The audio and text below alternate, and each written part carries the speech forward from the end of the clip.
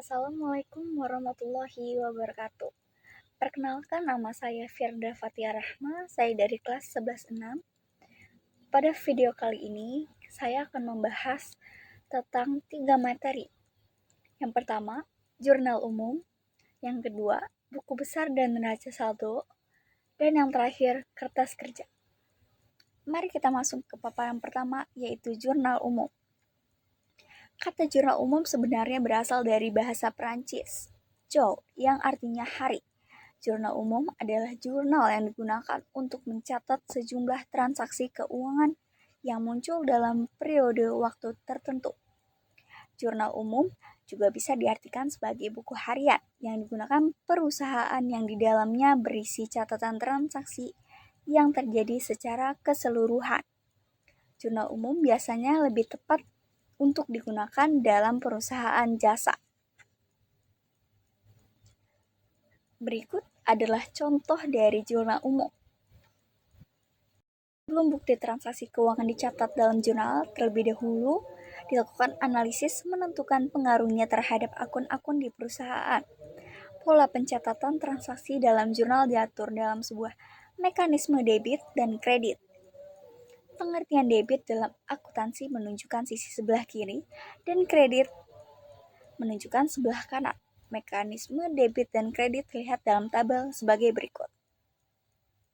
Sudah pemaparan materi yang pertama. Selanjutnya kita beralih ke materi yang kedua, yaitu buku besar dan neraca saldo yang diawali dengan buku besar.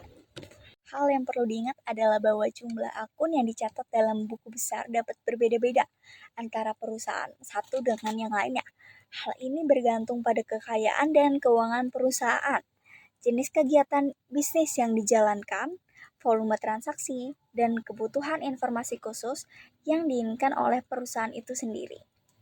Setiap akun yang ada di dalam buku ini memiliki fungsi yang berbeda sesuai dengan kebutuhan dan kondisi perusahaan masing-masing. Namun, penting untuk dicatat bahwa data yang ada dalam buku besar akuntansi tidak selalu terperinci secara mendalam. Beberapa akun mungkin tidak mencerminkan data secara rinci, seperti akun utang, piutang, atau persediaan barang dagang. Berikut contoh-contoh buku besar. Yang pertama, buku besar umum. Ini adalah buku yang mencatat semua transaksi keuangan perusahaan secara rinci, mulai dari penerimaan pembayaran hingga penghapusan piutang tak tertagih. Yang kedua, buku besar hutang. Contoh penggunaan buku besar ini adalah digunakan untuk mencatat semua transaksi yang berkaitan dengan kewajiban atau utang oleh perusahaan kepada pihak ketiga, seperti vendor atau pemasok. Yang ketiga, buku besar piutang. Sedangkan buku besar piutang digunakan untuk mencatat semua piutang yang harus diterima oleh perusahaan dari pelanggan atau pihak ketiga. Yang keempat, buku besar kas. Berfungsi untuk mencatat semua transaksi yang terkait dengan uang tunai dan rekening bank perusahaan. Yang kelima adalah buku besar persediaan barang. Ini mencatat secara rinci setiap transaksi yang berkaitan dengan keluar masuk persediaan barang seperti pembelian, penjualan, dan perubahan nilai atau persediaan. Yang keenam adalah buku besar biaya. Buku besar biaya mencatat rincian biaya, pengeluaran maupun operasi dalam perusahaan. Dan yang terakhir ada buku besar dari pendapatan, kebalikan dari jenis buku sebelumnya. Buku besar pendapatan memuat berbagai sumber pendapatan yang diterima oleh perusahaan dari berbagai saluran, penjualan produk atau layanan. Buku besar akuntansi berbentuk T merupakan bentuk pencatatan buku besar perusahaan yang paling sederhana jika dibandingkan dengan format bentuk lainnya. Format pembentukan buku jenis ini terdiri dari 2 kolom. Dengan kolom di sebelah kiri digunakan untuk mencatat debit, penurunan aset, atau peningkatan kewajiban atau modal. Sedangkan kolom sebelah kanan digunakan untuk mencatat kredit, peningkatan aset, atau penurunan kewajiban atau modal. Selanjutnya, neraca saldo adalah lembar kerja yang digunakan untuk memeriksa kesamaan saldo di sisi debit dan kredit. Kesamaan ini harus dibuktikan paling tidak pada akhir periode akuntansi. Melalui pemeriksaan tersebut akan membuat kita yakin bahwa kita tidak membuat kesalahan saat memposting ke dalam buku besar.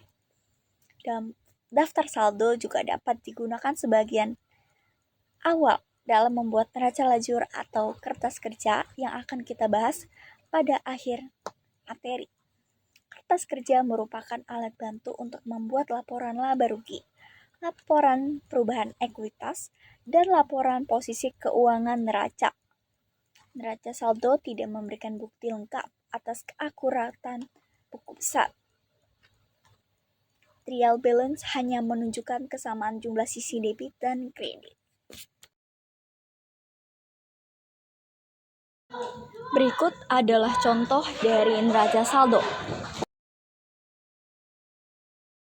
Yang terakhir adalah kertas kerja. Kertas kerja akuntansi adalah sebuah dokumen yang mencatat transaksi bisnis tertentu dan menyediakan informasi tentang arus kas, aset, dan liabilitas. Kertas kerja ini juga membantu perusahaan memahami laporan keuangan dan membantu dalam proses penyusunan laporan final. Kertas kerja akuntansi biasanya dibuat oleh Departemen Akuntansi pada akhir periode akuntansi untuk mempermudah analisis akun dan saldonya. Kertas kerja akuntansi bukan merupakan dokumen resmi yang harus disajikan kepada pihak-pihak eksternal, tetapi merupakan alat bantu internal yang berguna untuk mengurangi kelelahan dan memastikan keakuratan laporan tersebut. Berikut merupakan contoh dari kertas kerja yang berisikan neraca saldo, jurnal penyesuaian, neraca saldo disesuaikan, laporan laba rugi, neraca yang menunjukkan aset, liabilitas, dan ekuitas perusahaan pada akhir periode, dan yang terakhir jurnal penutup. Sekian pada pembahasan kali ini. Mohon maaf bila ada kesalahan kata. Wassalamualaikum warahmatullahi wabarakatuh.